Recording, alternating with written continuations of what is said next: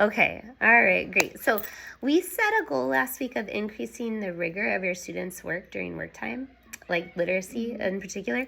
And I noticed how you're meeting that goal by having high expectations for the amount of language work that your students are producing in their work plans. So what has made that successful? Having the paperwork where I can sign off on it. And then I can, kind of go back and see what they need to do, what needs to be completed, and if they didn't do it in the morning, they can pick up with the paperwork in the afternoon. Good. Okay. So how much paperwork are they, like if they build the words, and then how much paperwork are they doing each time they build the words? They're doing the Washika packet, and then they are writing in their, it's like a little journal that's inside their work plan, and then some of them actually have a pre-Washika packet. Right. Some of them may be doing 2 packets instead of 1. Okay. But on a couple of students, I've had them move along and do the next box instead of just saying, okay, you did box 1. Right. You can do the rest tomorrow. But now I have them moving on. To stay busy. Okay. All right. Good. Okay. Awesome. So what's the impact of having high expectations for work plans? Like the impact on student learning? They're excited. Yeah. Oh, they good. bring me their work plans and they're ready. I had 3 kiddos move from red to orange just today. Wow, that's so awesome. I was like, you can do this tomorrow, or do you want to start today? And they are today. So I went and made copies, and they all started orange today. So it sounds like they feel really accomplished. Yes, they feel accomplished, and they like to walk around and help the others that are doing red blocks. Oh, good. They're so proud of themselves. Okay, so today I want to dive into the content of the lesson that you did during your interactive read aloud. So what are the keys to ensuring that you're delivering accurate content during a lesson? So think back to that interactive read aloud. It was the one, do you know which one I'm talking about? The one with the, you were reading Polar Bear, and then they were sorting the animals by season. Okay, so so how do you make sure, how do you ensure that the content that you're delivering during a lesson is accurate and it's aligned with your lesson? Well, you just make sure that it's aligned with the text. Yep, exactly. So what was your objective for that lesson? That they would, oh goodness. Gotta think way back. I know it was over a week ago. It was about seasons. Were you, let's see, let me pull up your lesson plans for that day. That was on the 21st. So I'm gonna pull up your science lesson plans, and your objective for science was, I will explore seasons and weather changes. And the lesson activity, the teacher will review the different seasons and weather changes in a small group. Students will collaborate about different seasons. So, and then the success criteria, I can explore seasons and weather changes. So what were you wanting them to do with that activity? Just understand the different types of seasons and how you may see some animals in one season and then you may not see them in another season because they're hibernating or they've migrated. So my class really loves animals, so I thought if I pulled the animals into the seasons that they would enjoy it more, because we had already did the book, but we did the book by placing the animals in order. We did it with rhyming. We did it with a bunch of phonemic awareness. So then I was like, okay, we're going to take those same animals and see if they can put them and apply it to the seasons. Okay. So your objective for the lesson, it sounds like, was for them to use the animals from the book to kind of tell the difference in each season. In the fall. Okay, so did you want them to tell what the animal would be doing in that season? Or, because I was just a little bit confused because you were having them sort by what season they would see the animal the in. animal in. But you could see any animal in any season. Yes. And I noticed that a couple of your kids were like kind of like hesitant to put an animal in a season. So I think they might have been kind of confused too. Yeah. So that's why I'm trying to because some of those understand your objective. I had like already pre-taught. Mm-hmm. So you were looking for a certain answer. Yes. Okay. So the teaks that would be tied to this lesson would be maybe K10B, types of weather in each season. Let me see. K10B is observe and describe weather changes from day to day over a season. And we had already, I pre-taught those and the animals that migrate and what hibernation means. So I guess I was just trying to pull it together. Okay. Maybe it would have been a little better if I would have kind of not really retaught it, but just reiterated that. Yeah. For someone that's walking in, right? Would know. Or maybe even just saying like they could put the animal in any season, but then they would be telling like what is the animal doing in this season, or what's happening to the animal in that season, or whatever. Yeah. Okay. So what keys do you think we're kind of missing in that lesson? It's probably the one that I just, kind of described. I should have, said, in winter, we don't see many birds because they migrate. Mm. Where else could we put that bird? Okay.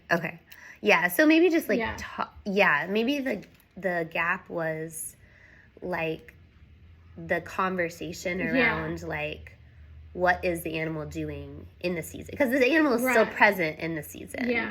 And, like, there are still birds in the winter everywhere. And, but, like, what are they doing? Or why might we see fewer birds in the winter or whatever? So just, like, making it more of, like, a conversation versus, like, sorting and there's a right answer or a wrong answer, Yeah. Okay, so what's the challenge in making sure that the content knowledge that you're conveying in a lesson is accurate and that it's aligned with the teak? Okay, the challenge is, doing multi-ages, I need to make sure that you scaffold down enough, but then you need to make sure that it's higher up for That kinder. is true. That is true. Yeah. And then another challenge is like if the lesson is not tied directly to the objective, which is not tied directly to the teak, then like we might get lost along the way. Yeah, exactly. And I think that's what happened here. Yeah. And then also, like, if you don't have really clear success criteria in mind, then you're not clear on what you need students to do to show mastery. So, like, in your lesson plans for this lesson, your success criteria was, I can explore seasons and weather changes, but that's very vague, Yeah. So, like, when you're writing your lesson plans, you might want to think about when you write your success criteria, making them more specific, so you know exactly what you want the students to be able to do at the end of the lesson to make sure that they understand, that they have understood the objective. Okay, and then if you're so like as we're talking through this, it sounds like there was just kind of like a lack of clarity on your part, and then if you're not clear, the students are definitely not going to be clear. Okay, good. So based on what we discussed today, what do you think your action steps should be? To make sure that my success criteria is has more to it. Yeah. It's not just, like vague, just a statement. Okay, I love that. Okay, so we'll focus on success criteria. Yes.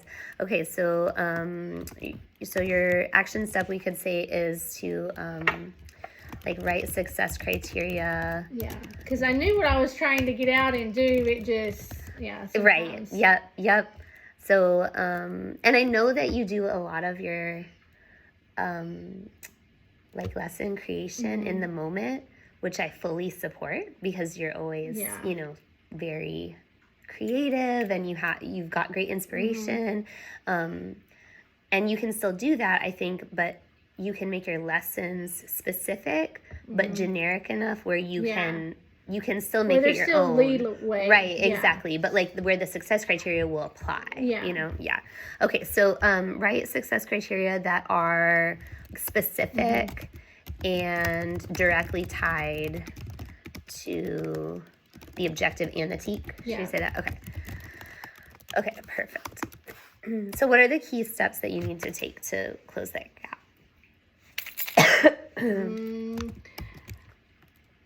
Like if I'm going to teach something like that, really go in and explore what I want to do and think about what I want to do, so I have those main points in that success criteria. Yes. Even if I have to like glance back and look at it, oh, okay, that's what I'm doing.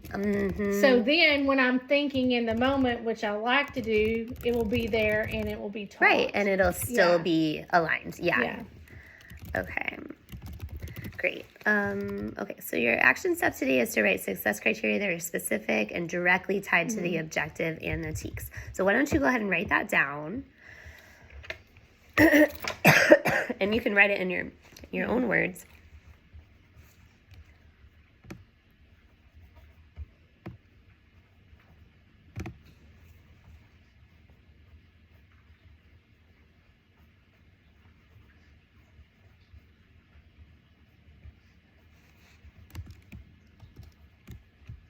Okay, so restate that back to me.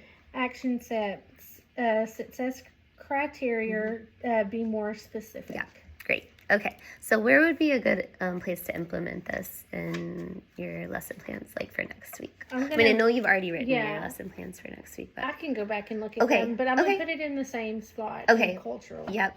Okay, perfect. So I'll look for it in your cultural lesson plans. Okay, and you're gonna revise those lesson plans for next week. Okay, wonderful. So, what are all the actions that you want to see in your students as a result of having specific success criteria? Where they will like be on point and be able to answer, not just kind of look at me and just kind of pick things and hope it's right. Like I want them to be excited. Ooh, I know that and goes, confident. Like I know what my teacher's looking for. I know what to do. Yes. So students will be able to answer, they'll be confident, and they'll be very clear about what they need to do. Good. Okay. So why don't you take just like 2 minutes to write up your plan. Just take a couple of notes about everything that we talked about.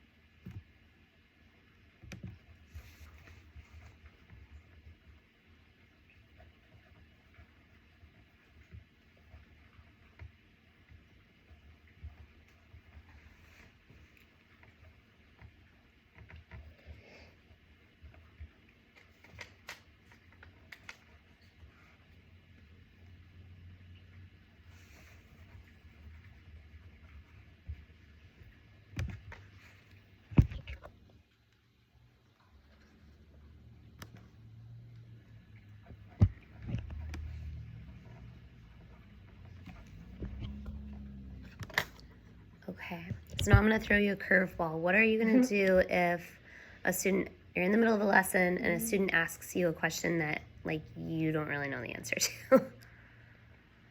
Or it gets kind of, like it's on topic, but it's an out of the box question that you're not prepared to answer. Oh, wow. Something like, oh, that's a great question. We can explore that after the lesson. And you're so good about that. Like, actually, I know you will. An answer I know you will. I know Yeah. because you're so good about allowing like research to happen and for them to really dig into those. Okay, perfect. Okay, so let's take a look at your lesson plans for next week. And we'll just kind of practice like on one of these success criteria. Okay, so like I will identify evidence that air is all around us and creating a wind chime. Okay, so what exactly would you want the students to say to show that they can identify evidence? Okay. I want them to be able to like talk about air. Like I can't see air, but the wind chime is outside and I can see it blow. I can hear. I can touch it to make it stop, like the wind stop moving it. Yes. So it sounds like you want them to explain how they know Yes. that air is, like, specifically that air is affecting the wind chime. Yeah. Okay. So that's what I would change this one to. Like, I will explain, or yeah, I can explain how I know that air is moving the wind chime, or that air is affecting the wind chime because it's moving it, it's making the sound, it's, yeah, that kind of thing. Okay, good. So I'll let you, you know, revise the rest of those. Okay, that looks great. So when I come in, or actually before I come in, I'm going to be, you know, checking the lesson plans, looking for those success criteria and looking for very specific, clear success criteria. And then when I come in, I'm going to be looking for your lesson to be aligned with your objective, with the TEAC and with the success criteria. And I'm going to be looking for your students too to be very clear about what they should be able to do to show you that they know. And if I see you struggling, you're going to just step in and co-teach? Yes, okay, yes. cool. I know you're always down for that. Okay, so I'll check I'll look at your lesson plans like on Monday. Okay. And then I'll come in after that. Yeah, that'll work. Okay, great. All right, I think that's about it. Good, You have any thank other you. questions? No, that's Okay, it. awesome. Thank you so much.